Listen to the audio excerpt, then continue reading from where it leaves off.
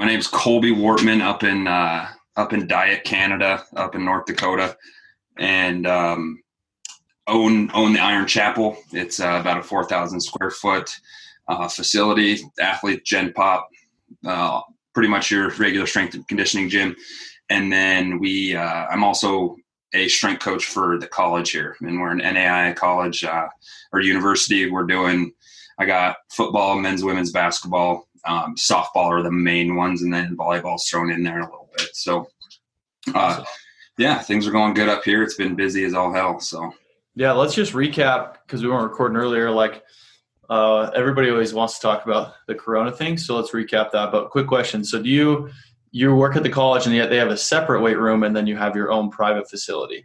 Yep. So right now, and you would probably know this, but it's always a trickle down effect from D1, and now NAI is starting to get into that realm where they can hire strength coaches, but it's a contracted position.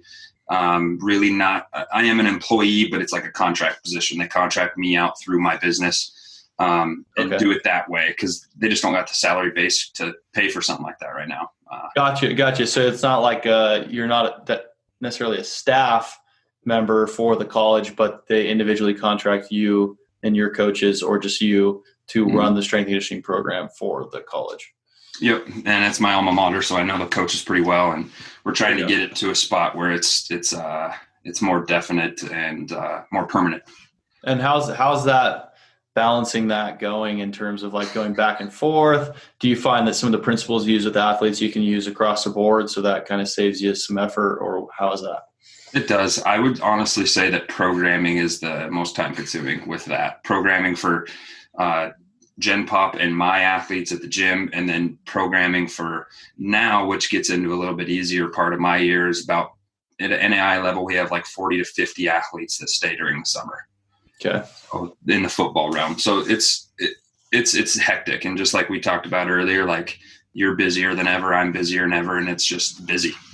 Yeah. Because that bounces into like the Corona, because like we're in our area, we're coming out of it. Obviously there's other parts of the country where, there's more people, people are tighter packed, and there's more concerns there. So I know with Idaho and with you, pretty much we're starting to get back into being able to open our doors in kind of a normal-ish type of vibe. And we were talking about earlier, and I know you can kind of highlight into it more, but we've seen an increase in interest. Definitely, right? Man. Yeah. Oh, for sure. It's general population and athletes across the board, just because of the time of the year as well. We found that we've had to scramble a little bit more this summer than we have in past summers, because we didn't just yesterday and the day before we found out baseball and softball in North Dakota are a go. They're going to bump down a league and they're going to do it. So that changed things. So scheduling's been a big pain, but general population and athletes are just flocking to it. And I think it's just they haven't got to do anything for a long time. And so they're coming to the gym, and people that weren't there are there now. Yeah. And that was a big conversation during this whole thing, that I think strength coaches, there was a bunch of webinars and people talking about, is this going to show people, is this going to make people want to train from home? Are they going to want to go to the gym? Like, now that they can take care of themselves. But it's almost been the opposite. It's like they realized maybe more of the value that they were getting from going to a facility or working with a coach. And now I've got people wanting to get in more times a week. I've got new parents saying, hey, I want to get my kid in there and doing whatever all those other kids are doing. Like, it's just been almost the opposite of what I was concerned about as a gym owner. So seriously.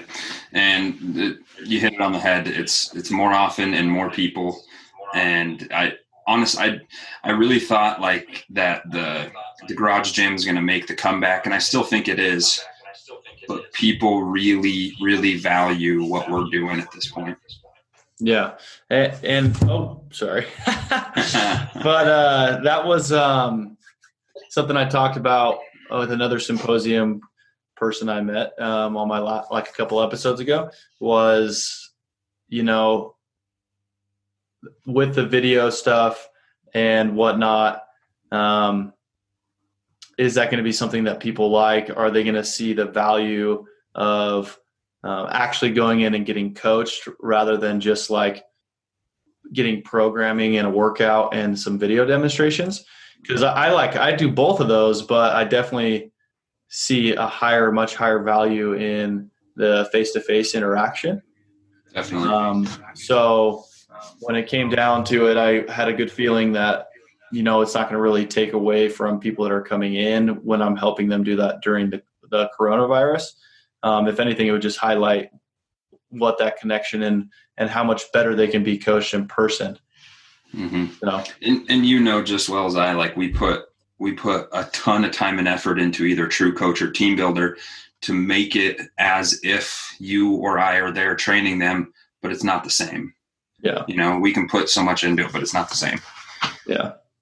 So it's been interesting. But so today what I want to talk to you about, because I kind of we've been dabbling in our training with, I haven't used it a ton on clients yet, but I've been banging out some BFR stuff on Jack Street and just adding some stuff in and invested in getting a bunch of bands. Going to have like 4 or 5 or 6 of us go through a lot of work with blood flow restriction. And I have a double interest in it because I also work at a physical therapy clinic, which is where BFR kind of is starting to be used on some progressive clinics. My clinic here, we don't use it yet, and I'm almost in an argument every day with the physical therapist whether it works or not. Yeah. So I want to dive into that and maybe give you the floor to go over maybe a little bit of what you've researched and whatnot, and then I can jump in and talk about some of like my experience I've been having with training and actually trying to put it into play and whatnot. So yeah, dude. A lot of what the research, it would make it easier if you kind of break it up in either injury or recovery, and performance is kind of where they draw that line. And both of them have seen great increases in anything that they're actually measuring. But in our realm, we're in the performance realm, but we also deal with the injuries. And so it's very interesting, a lot of the research that's out there. And I looked at a few studies, I'll give you the names here, but the ones that I'm using right now, I just got these ones are it's just called BFR bands. They're pretty tight, nice little buckle on them. Pretty cheap too. So that's what we've kind of been using with just athletes. And then sometimes our general population that are more physique, bodybuilding, that kind of thing, we'll throw it on them. But the biggest study that I was looking at, again, they're both looking at performance and rehab, was a meta-analysis from 2012 that is just how does BFR work? And it's looking at a bunch of different research articles, but then I was able to kind of dive into the research articles they were looking at and kind of nitpick from there. So what the big meta-analysis showed is both in rehab and performance, they're seeing some increases. And so biggest one that actually stood out to me right away was ACL injuries. Like, are you doing Power Athletes ACL? Yeah, the online course. Yep, definitely doing that. So a big thing is after ACL surgery, and anybody that's had ACL or knee, I've blown my patellar tendon. And the biggest thing is, one, getting the muscle to contract afterwards, or just getting from immobilized to moving again. And so what they showed is after ACL, diminished atrophy of your knee extensors, obviously your quads, but it was showing using BFR in the absence of exercise was actually showing a decrease in the atrophy after those surgeries. So then we get into your more serious injuries, like when I tore my patellar tendon, I was immobilized, couldn't move it for 2.5 months. So what they did with that is they just put me in a brace. I was at 0 degrees flexion, and that's where a lot of the atrophy came from. But what they're showing there is using BFR on a daily basis was showing actually a decrease in muscle size. And once training again, being able to increase your strength at a quicker rate, which Gotcha. I find that statement hard. How do you test that? How do you test getting your strength back? And there's another comment I'll touch on here in a little bit, but it's just showing the big thing too is the size or the increase in muscle mass and the hormone response. And I'll get to that in the second study. The hormone response is legit, dude. That's what really caught my eye. So, again, another quick hitter off of that study would be if you're looking at EMG readings, and what they're showing in very low intensity exercise is you're getting up to a 40% more increase on your EMG with BFR compared to your control group. So that's in our realm in performance, it's pretty sweet to see something like that can take lower intensity exercise and make it higher intensity by raising the threshold, and you have to do a little bit less work. Okay. So yeah. And I think that's important for people that end up watching this or listening to this.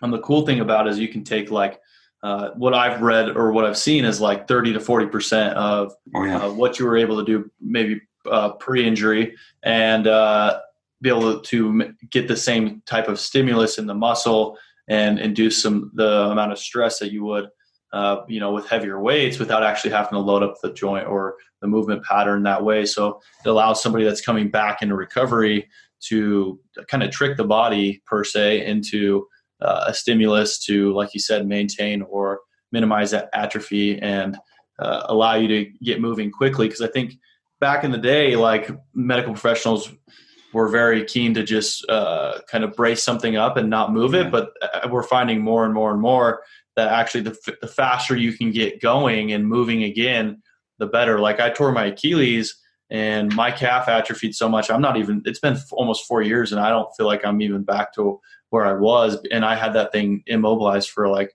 almost like 8 months to a year, like they had me in a boot, a brace, and then it was, I couldn't move it that much, couldn't load it. So I wish back then I would have known about this and tried that at least of BFR in it and just doing body weight stuff and getting after it, or even just moving the joint itself.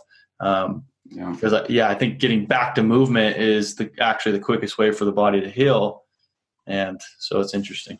For sure, man. And Achilles and patellar tendon, I mean, those are two of your most load-bearing tendons, and those are both tough. But when they happened back in the day, it was just immobilize it, let it rest, let it heal. Obviously, we need that acute healing process, but we need to get moving. And you brought up a good point, and I wanted to tell this when we were on here. If you just think of BFR as a stimulus that takes lower intensity exercises and gives you bits of higher intensity exercise effects, that's kind of what it's going to do for you.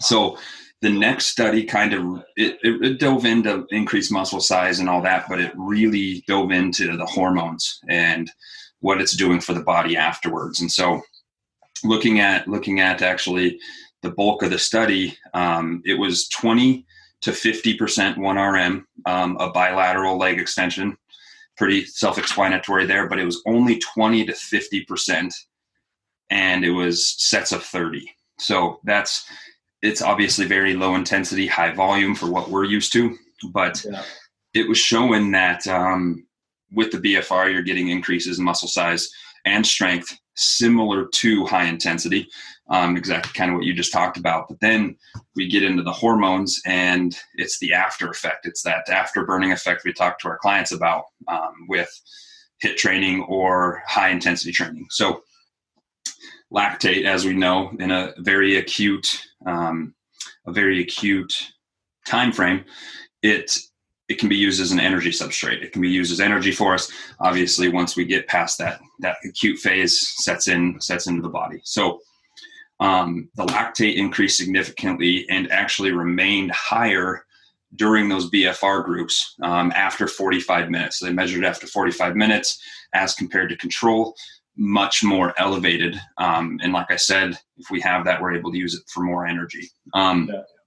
Your cortisol was elevated for over 2 hours after, and there was no change in the control group. And as we know, as we've listened to many speakers at symposium or whatever it is, cortisol gets a bad rap, but in an acute phase, cortisol can be great. Yeah. And so it actually works in the BFR. It's actually working as an anti-inflammatory agent and kind of a stimulant to get you going. So, and then the coolest one, lastly, would be growth hormone. And your growth hormone, it significantly increased 15 minutes after the bout of 30 leg curls and remained higher for over 30 minutes. And so it was higher than our control group, once again, showing that lower intensity exercise is going to give us some of those higher intensity bouts. Yeah. Pretty sweet there. Yeah, that's all like pretty insane, right? So yeah. I'm curious too, because we're starting to implement it in training. Is there any, I don't think I've seen any tests out yet in terms of you would think it'd be similar results, but what's the difference if, I'm BFR and up and then doing 85% for singles or doubles, so I'm doing high intensity, low volume, but still, cuffing or keeping that blood in there. Is that going to have a different effect than the higher volume, low intensity, which makes sense. That obviously makes sense in a therapy or rehabilitation setting, but could we get benefits that we're not super aware of yet in terms of just actually lifting heavy and using BFR? So. Yeah, man. The research that I've shown, like you hit it on the head right when we started talking, much of the research originated in the PT realm. And so it's low intensity, high volume stuff, but taking just my opinion or how I feel about it, it's obvious. I believe it would just be raising that threshold. Say we're squatting, we're building up to a 5 RM and then dropping to 80% and going on a back squat. Like, it's going to just raise that threshold, probably getting more muscle contraction, more hormone response. So, I mean, I think it just raised that intensity a little bit. Gotcha. Is there like a standardized in terms of like most people, obviously there's some cuffs out there that are pretty expensive that you can use an air pump and kind of get exact pressure and whatnot.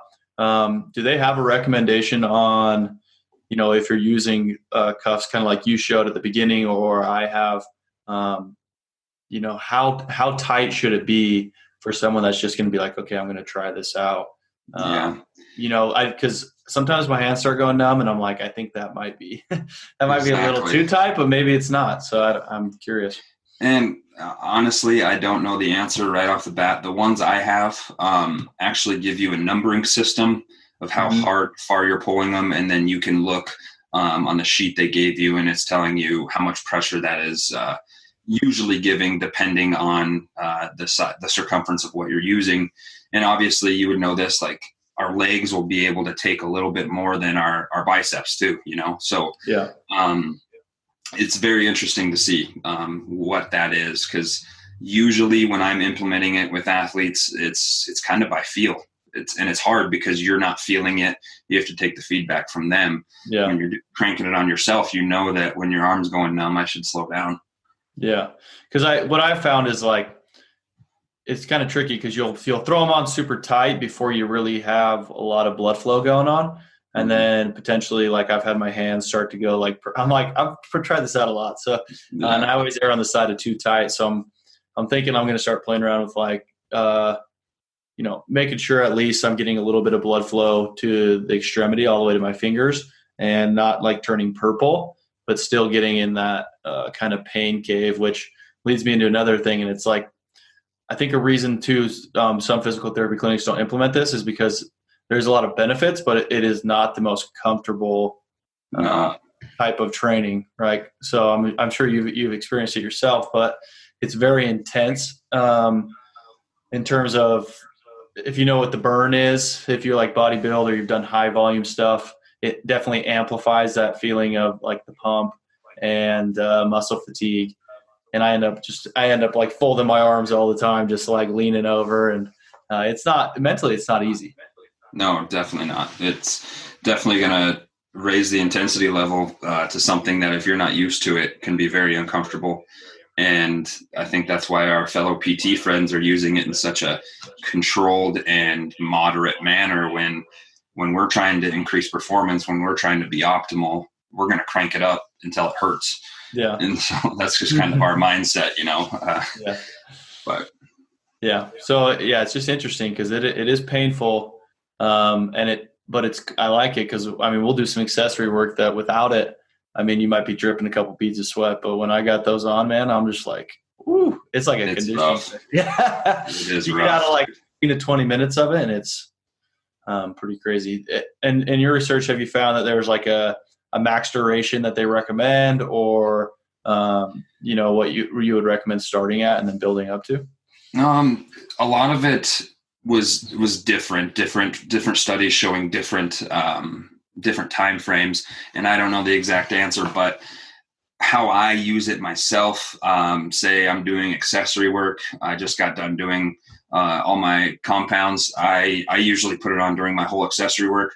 Obviously, if I need to loosen it up or whatever, I can, but doing it all the way through my accessory work, try to make it through that, and then taking them off. But no, I don't have an exact time frame, and that's why I've just been guinea pigging people that are allowing me to do it until I can kind of get a little bit more feedback on it.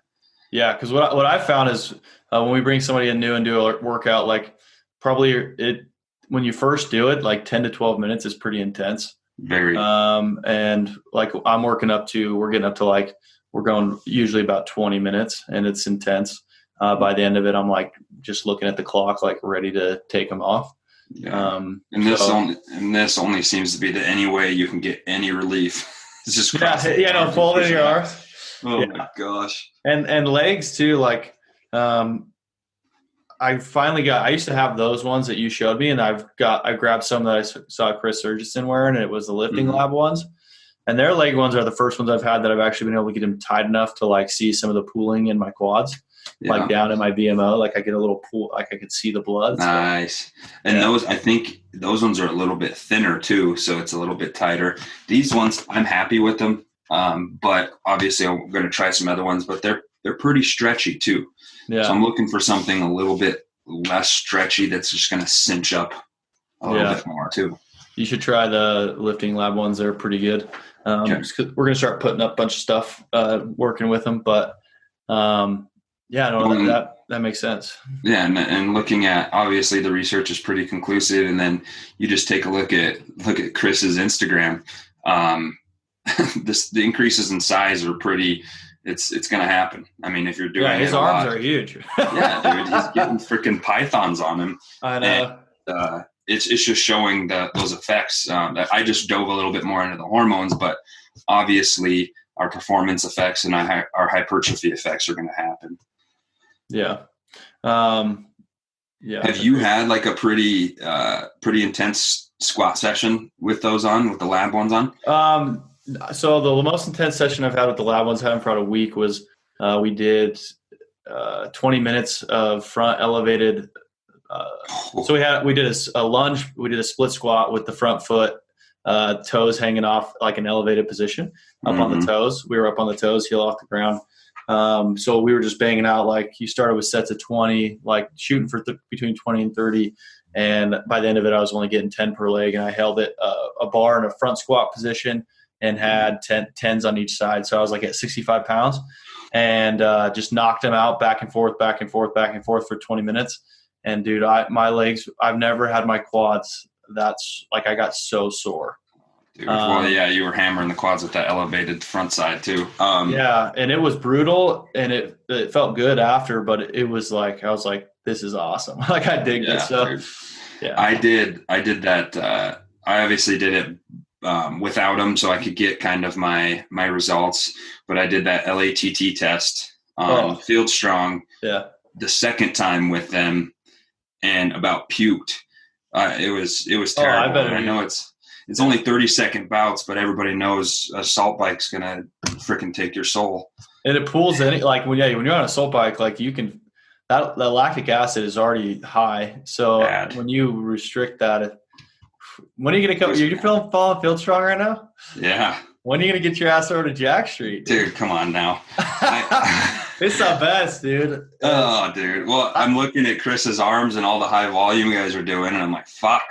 I'm over here just doing 90s and just kicking my ass. No, you should come over. I ran Field Strong for a while, and I did the last triphasic program, which I liked. Yeah. But I like doing jack, and then I just add in jumps and some like sprints and stuff like that. There you But, go. We're starting our triphasic this week. So we did a GPP week last week and then jumping into that this week.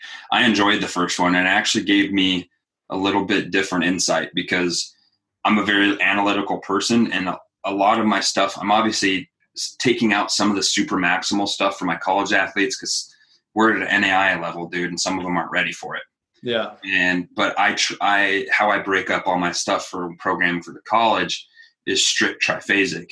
We'll do 2 weeks of eccentrics, move to isos, get to the concentrics, throw in some GPP. But it shed a little bit different light on how to program it too, because they definitely programmed it a little bit different, and I'm excited to kind of see how they're going to do it this go round. Yeah, I was really, by the end of it, I was spent. Like, I was pretty beat up. Yeah. I was like, damn, because I don't spend as much time doing recovery stuff as I should. But I mean, during that eccentric phase, actually, in the first 4 weeks, I felt really strong. During the concentric, I kind of like broke down, but like I felt really strong. And I actually went and bought a pair of those weight releasers, which I've been using for my squat, which is awesome, and bench, which is way fun. But then you can get those heavy eccentrics like without having a bunch of spotters, and those are pretty awesome. Like, if at one point once my high school kids kind of get there, if they do ability wise, I might buy a couple more sets of those. Where did you get them? So it's like a one-off company that I got mine from. Is the only one I could find on Amazon because I wanted to try them. I would get the Rogue ones. The Rogue ones were like $60 more, but I have these ones. I'll have to send you the brand, but they're just not. I mean, the Rogue ones just look a lot nicer and are a little more sturdy. These work, but if I got more pairs, I'd probably just pay the extra money and get the Rogue ones.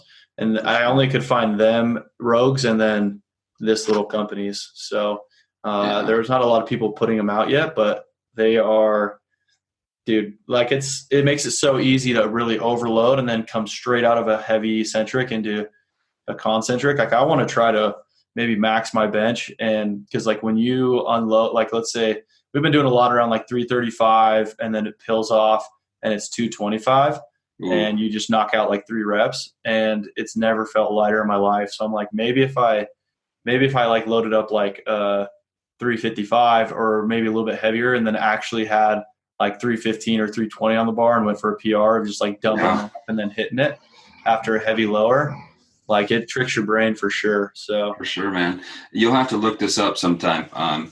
Dickinson State was known for it. We were the first ones to get the Athletic Republic treadmills, and we had 3 Olympic gold medalists come out of there. But then our crazy ass old research strength coach, he had what's called an agaton. Okay. And an agaton, it's hooked up to air pressure as long as with your external load. So you can put on 315, but on the eccentric phase, it's hooked up to this compressor that is absolutely destroying you on your eccentric. Compressor shuts off, then you're just pushing the external load. And oh my gosh, they were always broken down. They weren't working, but when they did, it was unreal. But I'll probably go with the Rogue weight releasers because we got all Rogue monster racks, so that's what we went with. Yeah, you should. They're awesome, and like you said, I mean, it'd be cool to have that air pressure system, but this just is like it's pretty foolproof in the fact you just load on like some 25s and 10s, pills off the bar.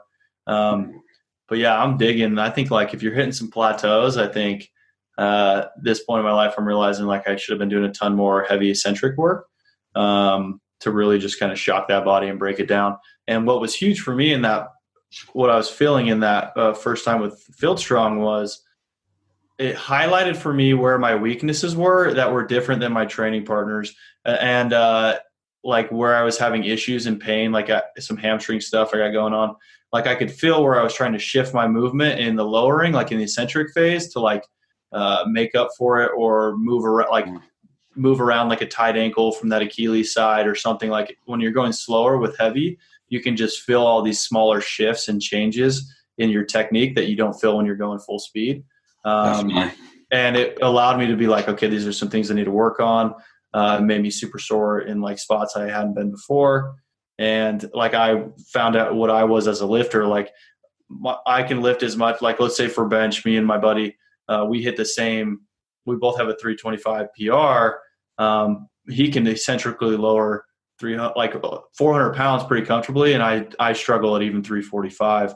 Like, I'm more of like a dynamic, like I can take it down fast and then use my hips in reverse quickly. I'm like fast. I'm a fast lifter. But when it comes to like just slow controlled, like if I had to slowly control it down and then pause and then come off, it's a drastic difference for me. So like, so I'm really actually pretty weak in just like kind of brute strength of, like, my numbers are higher than what my brute strength's low and my speed is fast. So that's what's helped me. A little bit more powerful than max strength. And that's why it makes sense that like I competed in Olympic weightlifting for 4 years nationally, and was drawn to that because like that's all I had. That played to my strengths, right? Like, I just have to snatch and clean. It's basically a super fast dynamic movement. And I could have even been way better probably if I actually was strong in slow controlled positions. But and I think you hit it on the head. It kind of breaks up, like, you consider yourself a strong person, but are you strong isometrically, concentrically, or eccentrically? Like, where's your weak point?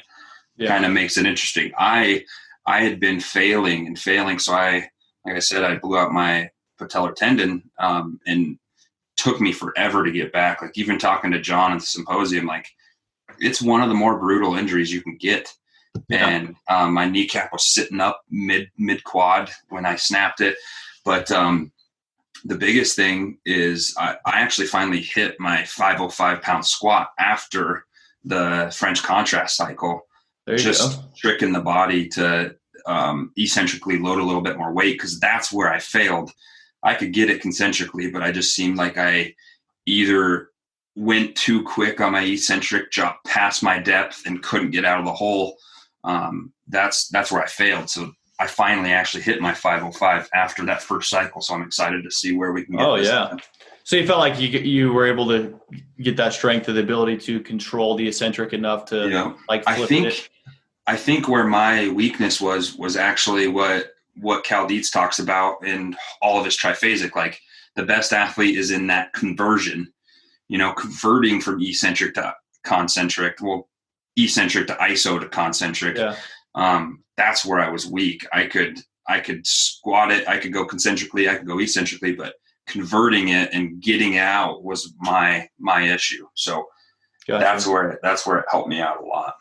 Yeah. So what I've been working on it, just because it might fall into the same thing, but I feel like I've worked around my weakness, because like when I'm like squatting, for example, a good way to kind of picture it is I feel like I'm just trying to slow the bar down. Like when I'm lowering, I'm just kind of using what I need to slow the bar down. But I've started to like actively feel like I'm pulling myself into an eccentric position, not like super fast. It doesn't look much faster, but I'm like firing more muscle and feeling like I'm pulling myself down rather than just like resisting the bar bit by bit. And I found that has really, it makes me tired faster. I can probably get less reps, but I feel like I'm getting a lot more like muscle activation going on and working on strengthening those positions. So even just glutes are firing a lot more too. Yeah. Even just like a shifted mindset of like staying tight through the full movement, rather than just like, I was just like kind of absorb as much as I could and then be fast out. So I think that probably came from your Olympic lifting background though too. Yeah. Literally just firing out, take a clean, for example, firing out, hitting your ass to grass and driving out of the hole. Yeah. You're not really lowering it very much. Exactly. Yeah. But I mean, this is good conversation, because it kind of highlights too, like people that listen to this, there's like maybe 5 plus my family, but you just have like, there's so many different aspects that can go into individualizing. So like, obviously it's hard when you're working with a full team, but there's so much potential for people that kind of dive into this to understand like where their weaknesses are, how they can improve. And that's like the benefits of getting a coach that actually looks into this stuff. Like there's a lot of people that don't, right? But like if you just understand the stuff yourself as an athlete, your coach can't always, like in your example, or let's say here at Idaho State, the odds of getting to 300 athletes and breaking this down to this level with each athlete during their 4-year career, like it's not going to happen. Like the people that get this kind of exposure or work is people that are paying high dollar for like one-on-ones with a good coach, or are professional athletes that now they have a coach per like 3 or like 10 athletes, let's say. Yeah. And they work together for a long period of time. So if they can understand it, like people, because I have a lot of my clients that dive into this, it's like, if you can start to understand this, do a little research on your own, you can also start just implementing your training and changing little things about it from your coach that you already have, and knowing and starting to find out where your weaknesses are and making just small changes to how you perform a movement or the way you load it or whatnot, and really probably take your performance yourself to a higher level, right? If you really care about that. Sure. And I that's perfect for the clients. And then for some of my fellow coaches or people that are coaching at the college level or in the private sector, I would honestly say one of the best decisions I've ever made is I'm not plugging power athlete. I'm plugging any type of training program. Like don't just train yourself. Like dive into a different type of programming, dive into either Power Athlete Feel Strong or Jack Street or Bedrock or anything, because it gives you a little bit different perspective, because you're going to coach yourself to your strengths at least a little bit. Like you may dive off into some of your weaknesses, but it's more comfortable for you to stay in your strengths. And if you go on Field Strong, you're going to be exposed to stuff that you're not used to. And I actually just subscribe to Field Strong as a coach just to watch what they're doing, even though I'm following Jack Street. So yeah, because they use a lot of principles and do things in a way that is applicable, even if you just have like a garage gym setup, like, because obviously everybody's not going to have the same equipment access, awesome fancy machines and whatnot. So this kind of is a way for the people to dive into performance more so than I've ever seen any other organization put out. And yeah, I tell every coach that ever asked me about certifications, like I have a bunch of big, like whatever big name certifications, everybody's like, well, that's what you need. And I'm like, dude, I've learned more from Power Athlete, the network, the people in it, and the continuing education they put out than any other organization I've ever been affiliated with. So it's like, that's the first one I actually recommend. So, well, that's exactly what you told me at the symposium this year too. Yeah. Like I have all the big ones you're talking about, the CSCS, just so I can certify to train athletes. But I think the relationship, and like we wouldn't be having this if I wouldn't have decided to go to the symposium this year. Exactly. Yeah. Small stuff like that. So, and like once you get into the Block One network, like they have some communication channels and Slack channels that are constantly running, and coaches are constantly putting information in, studies, check this out. Like I have a running Excel sheet that I'm just like saving all the links for, because I don't have time to dive into all of it right away. Mm-hmm. So I'm just like taking everything and putting in an Excel sheet for continuing education, and like giving access to it to my other coaches too, and being like, here's some great resources to start diving into stuff that you're interested in. But like no other organization that I've worked with like puts that much effort into it. And then they have monthly collectives and like where everybody gets on and, they do continuing education stuff. So I'm excited. I've been already diving into the methodology. I got it after symposium, and looking forward to Block One, man. Yeah, once they open that travel back up, get your ass out there. Exactly. Seriously, man. It's been a while. I need to get some warm. It's still, we had snow like probably, what was it, last week? Really? It's ridiculous here, yeah. Idaho's been actually fairly warm. So It's been nice. Bought a house, so I've been able to put a bunch of time to work That's on sweet. it. Were you guys renting before this? Yeah, so I moved back and I've been renting for about 2.5 years. And I finally found like this little tiny house that, fit what me and my fiance wanted. It's like 700 square feet, tiny, big yard. So it's like a good fit for what we were kind of looking for.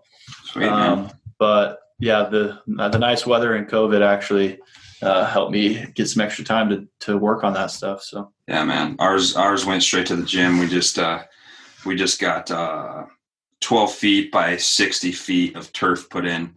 Yeah. And that shit's expensive. Dude, Like we only have like, I'd say, just under like 22 yards. So whatever that works out to in feet. And then yeah, pretty close. it's fairly wide, but dude, I'm like, this is way expensive for it got expensive. And we were going to be like, well, are we going to rubber mat the whole thing, or are we going to put in just a 6 foot or a 4 foot wide of turf? But then we were like, well, we can still put dumbbells on the turf. We can still put sleds, all that. So instead of just making it one dimensional and not having any turf, we have a 60 foot shot and then 12 foot wide, but then it shoots right out of a garage door, so we can go right past the garage door. Yeah, we don't have a garage door. That'd be the best. You just open it up. Yeah, the clients love it. The kids love it. Yeah, that's nice. You say you got 4,000 square feet? Right at, yeah. No, we're at our location here it's only 2,000 square feet. So we're making it work. We got like 6 squat racks in there. We have like a strength side and a movement side. And it's going good, but I think, in about a year and a half, we'll probably jump up to right around where you're at. Well, even when we met, the first day of the symposium, we were just like, oh, I think we're going to take this building, and now we're in it and everything. Ours is broken up to, we have about 1,500 to 1,700. I can't remember exactly, of one room. And then the rest of the square footage is in the back. So it kind of splits it up a little bit. Gotcha. Have you seen, like in the last, let's say, since I've seen you, are you guys growing substantially with like high school athletes, or more so like GPP, general population? Right now with the time with summer, I would say it's an increase in athletes, but if we're looking at a whole year, high school's growing, but definitely our general population is growing as well. We've run into the predicament why we had to shuffle and really get the back open was because if I wanted to one-on-one train, but there's a class, we can't do it. So we were shuffling that around a little bit, but general population has grown a ton. As of right now, high school and college is our biggest numbers right now. Gotcha. Yeah, we're trying to figure out, I mean, in the future, what our scale out will be is to actually start, because we only do one-on-ones and semi-private up to 4 at a time. We'll have multiple coaches going, so we'll have like sometimes 8 to 10 clients in there. But when we get more space, then we could potentially scale out to like actually having classes, right? So we just prioritize all our space for basically like pretty individualized training and coaching, some more like one-on-ones and like smaller groups. So yeah, and like you said, like we talked about it, I know it's a premium price, but I like those because you're going to get the most out of me, and you're going to get the most out of what you need. In the classes, we still keep them, we keep them light. So during COVID, per our square footage of just the front room, we could have, 8 people plus our 2 trainers. Yeah. But it was nothing more than that. So you're looking 2 trainers to 8 people, which isn't too terribly bad. Yeah, that's what we shoot. That's our like biggest we get is 4-to-1 ratio. That's kind of what we market and what we do. So that's kind of like our gym was already running like COVID style anyway. So oh yeah, dude. So like now that we're into this phase 2 or whatever, for us, it's people are freaking out at gyms because they can't have more than 10, but we're like, well, that's what we always have. So that's exact, dude. We got pretty similar setups, man. Yeah, that's rad. Okay, man. Well, thanks for hopping on. Hopefully people, can take some nuggets out of this. So you already kind of dropped Power Athlete, but if somebody wants to, let's say coaches are listening to this or athletes that want more, where can they first connect with you? And number 2, is there a certain resource, like it can be podcast, book, anything that you find yourself constantly pulling from to help improve your coaching? Well, so Instagram, Coach Wartman. You can find me on the Iron Chapel on Facebook, and Colby Wartman on Facebook. But dude, since day one, no matter what, every Friday, sometimes Callie doesn't get them out until Saturday morning, but I'm always consuming Power Athlete stuff. That's a given. Good humor behind it, and some good dudes. But I really, and I think you can appreciate it a little bit more than some others. Like I have friends that look at me in the private sector that are actually big level college strength coaches that I bring up the name Brett Bartholomew, and they kind of just shun it away a little bit, just because he doesn't talk programming, he doesn't talk this. I've been really diving into him a lot. It's been interesting, his journey, and so I've been diving into a lot of his stuff quite often. So. Yeah, I think Art of Coaching will be, once I kind of catch up with everything I'm working on, that I'll probably dive into his course that he's put out. Yeah. Because I agree. I think, connecting with athletes is probably the number one biggest battle. And that's how you're going to get the most out of them. And the programming is not going to matter if they don't, if you can't connect with them and coach them and have a good relationship with them. So exactly. Obviously you and I are pretty decent at communicating, but it's deeper than that.